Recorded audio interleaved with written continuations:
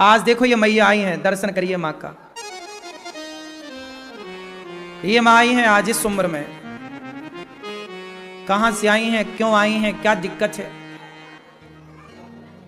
मैया कहां से आई हो मेरी माँ? हैदराबाद। हैदराबाद? हाँ हैदराबाद। हाँ। घर में कौन कौन है? क्या बोले? कोई भी नहीं है, मेरे ऐसे ही हूँ। बेटा है, देखते नहीं। बेटा है? हाँ, देखते नहीं। नहीं देखता? हाँ। कितने बेटा हैं? दो बेटे हैं। हाँ। तो बेटा देखता नहीं है? हाँ, हाँ। सेवा नहीं करता? कहाँ भी जाने का जा बोलो, हमारे को नहीं है। अच्छा, तो आपको परेशान करता है बेटा क्या? हाँ, दांत तोड़ दिए देखो, तकिए ऊपर रख के ना, ऊपर तकिए रख के ना जोर लगायो, दांत टूट गो। आपको तकिया दबा के मुंह पे तकिया रख के अच्छा, कमर कमर लात मारी। कमर में लात मारी? हाँ, तो ऐसा चला नहीं जाता। चला नहीं जाता? हाँ। देखो बेटे ने माँ के कमर में लात मारी और तकिया मुंह में दबाए थे कि दांत टूट गया। तो ये कौन से बेटे ने किया, बड़ा कि छोटा? हाँ। कौन से बेटे ने किया ये? छोटा। छोटा बेटा। हाँ। तो बड़ा बेटा सेवा नहीं करता? बड़ा तो पता खेलता पीता। शराब पीता? हाँ हाँ। अच्छा। और छोटा बेटा आपको मारता है? वह बोलता तेरे तो काम नहीं होता क्या, 3 टाइम खाते काम नहीं होता क्या? सोफे पर बैठे तो हाथ पकड़ के भगा दो, लात से मारो। अरे ये कान से भी सुनाए कौन माने? आपको सुनाई भी नहीं पड़ता? हाँ। अब देखिए ये माँ कितनी उम्र की होंगी, कितनी आयु है आपकी? 80-90 की होंगी। 80-90 की? हाँ। इस उम्र में देखिए माँ की कमर में बेटे ने लात मारा, तकिया से मुंह दबा के मारना चाहा, दांत तोड़ दिया बेटे ने। और इस हालत में जब माँ को ठीक से चलना नहीं आ रहा है, तब बेटे ने अपनी माँ को घर से निकाला। और बेटी से बात करेंगे। क्या नाम है आपका? राधे राधे, मेरा नाम सोनू है। राधे राधे। सोनू, तो ये आपकी कौन लगती हैं? मेरी नानी है। नानी है। तो अपने लोग इनकी सेवा नहीं करते? बिल्कुल भी नहीं करते।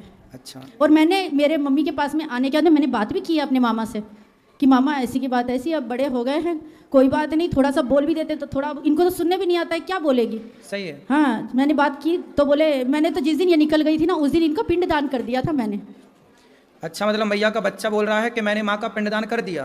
देखो माँ जिंदा और पिंडदान कर दिया। बोले अब आएगी ना तो मैं लात मार के निकाल दूंगा। मैंने बात ही नहीं की, मैं अपनी मम्मी से क्या किया, यहाँ बुला ली मैं अपने पास। कहाँ से आई हो मेरी माँ? मैं कलकत्ता वेस्ट बंगाल से आई हूँ। तो आप के घर में कौन कौन है? बस एक ही बेटा है, एक बहू है, एक पोती है। तो एक बेटा है, फिर बेटा के होते हुए यहाँ क्यों आना पड़ा? क्या करो, बेटा को भी जिंदगी, मेरा को भी जिंदगी, बहू ने एकदम नरक बना दिया प्रभु जी। तो आपको यहाँ छोड़ने कौन आया है? छोड़ने तो मैं तो पहले 1 हफ्ता पहले मैं आई थी, फिर आप लोग का आदेश के अनुसार बेटा को भी जाके बोला जी देखो चलो हमको वहाँ ठिकाना लगा दो, गुरु जी के चरण में बाकी दिन हम मेरा को बिताने दो, तुम जाओगी तो अब मेरा को रख लेंगे। तो बात कराओ बेटे से। क्या नाम है आपका? मेरा नाम गौतम भट्टाचार्य जी है। तो आप गौतम जी हैं? हाँ जी। तो आप अपनी माँ को लेकर वृद्धाश्रम क्यों लाए हैं? क्यों सेवा नहीं करते अपनी माँ की? मैं खुद एक हैंडीकैप बन गया हूँ। क्यों? मेरा पिछले 2 साल पहले हार्ट अटैक हुआ था, फिर उसमें 5 स्टेन बैठा है। अच्छा। मेरा पेट के अंदर 32 स्टिचेस है। ठीक है। मेरा स्पॉन्डिलाइटिस है, तो मैं आधा ही खुद बीमार हूँ, तो मैं अपने माँ का ख्याल नहीं रख पा रहा हूँ। मैं फिनेंशियली पत्नी कहाँ है आपकी? पत्नी मेरे साथ है, लेकिन पत्नी के साथ मेरा माँ का 36 का आंकड़ा हो गया है। तो माँ का और पत्नी का 36 आंकड़ा है, तो वृद्धाश्रम में अपनी पत्नी को लेकर आते कि तुम जाओ वृद्धाश्रम, हम तो माँ के साथ रहेंगे। जिस माँ ने आपको पाल पोस कर बड़ा किया, योग बनाया, तेल मालिश करी आपकी, आप उससे लेके वृद्धाश्रम आ गए। बीमारी आपने बताई, तो बीमार आप माँ के लिए हैं, पत्नी के लिए बीमार नहीं है? वो इसके लिए ही बीमार हो। तो फिर पत्नी को छोड़ने क्यों नहीं आए वृद्धाश्रम? उसको बोलते तू चल वृद्धाश्रम, हम तुझे छोड़ने चलते हैं। जब माँ की और पत्नी की नहीं बनती तो आपके हिसाब से किसे छोड़ना चाहिए वृद्धाश्रम में? पत्नी को तो छोड़ना चाहिए। फिर अगर मैं मतलब physically strong and financially strong रहता तो मैं ये स्टेप ले सकता था, लेकिन मेरे पीछे ही एक और आदमी चाहिए, तो मैं माँ को तो कैसे? पत्नी तो है, पत्नी है जो पति को भी संभाल, यदि ऐसी स्थिति है कि चलो पत्नी आप कमजोर हैं, आपको बीमारी है, तो पत्नी अपने पति को भी संभाल सकती है और अपनी सास को भी संभाल सकती है, क्या दिक्कत है? क्या ये दास अनिरुद्ध 278 माओं को उसकी सेवा नहीं कर रहा है? यदि हम 278 माओं की सेवा कर सकते हैं तो आप और आपकी पत्नी मिलकर आपकी एक माँ की सेवा तो कर सकते हैं ना। जय श्री कृष्ण भक्तों, राधे राधे। आप सब लोग कैसे हो? आशा करती हूँ आप लोग कुशल मंगल से होंगे। भक्तों, श्री अनिरुद्धाचार्य जी की कथा में आप सभी का स्वागत है। महाराज जी हम लोगों को बहुत ही अच्छी और ज्ञान वाली विचित्र बात बताते हैं, इसलिए महाराज जी की कथाएं हमें बहुत अच्छी लगती हैं।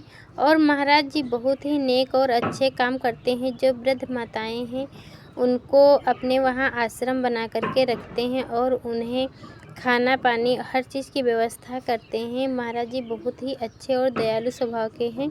देखो, ऐसी माँ आई हैं जिनके बच्चे भी हैं और माँ का ख्याल नहीं करते हैं।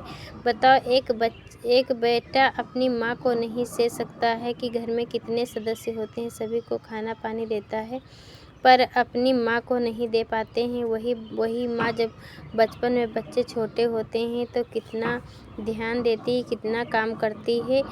माँ के बिना तो सब संसार पूरा सूना होता है। जिनके माँ नहीं होती हैं वो सोचते हैं कि या काश अगर मेरी माँ होती तो कितना मैं अपने माँ का ख्याल रखता।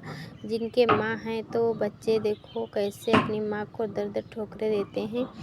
देखो, यहाँ पे 2 माएँ आई हैं आज वृद्धा आश्रम के लिए रहने के लिए, तो महाराज जी से मिलती हैं और अपने दुख दर्द कहती हैं। अगर यह कथा आप लोगों ने सुनी होगी तो आप लोगों के समझ में आ ही गया होगा कि महाराज इस कथा में क्या दुख दर्द है, कौन किसको लेके आया है। आप लोगों ने जो सुना होगा तो समझ में आ ही गया होगा। हमें तो यह कथा सुन करके देखकर बहुत ही दुख हुआ, क्योंकि मनुष्य कितना स्वार्थी हो गया है इस कलयुग में कि बताओ, अपने परिवार को ही बताओ वृद्धा आश्रम छोड़ने चले आते हैं।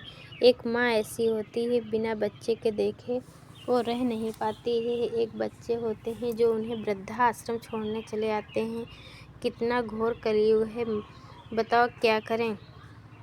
अगर यह सब बातें आप लोगों को अच्छी लगती हों तो, अगर बुरी लगी हो तो आप लोग कमेंट में जय श्री कृष्णा लिखना ना भूलें। और कमेंट में ज़रूर बताएं कि इन लोगों को क्या करना चाहिए। हम आप लोगों को इसी तरह की कथाएं और इसी तरह की वीडियो लाके दिखाती रहूँगी।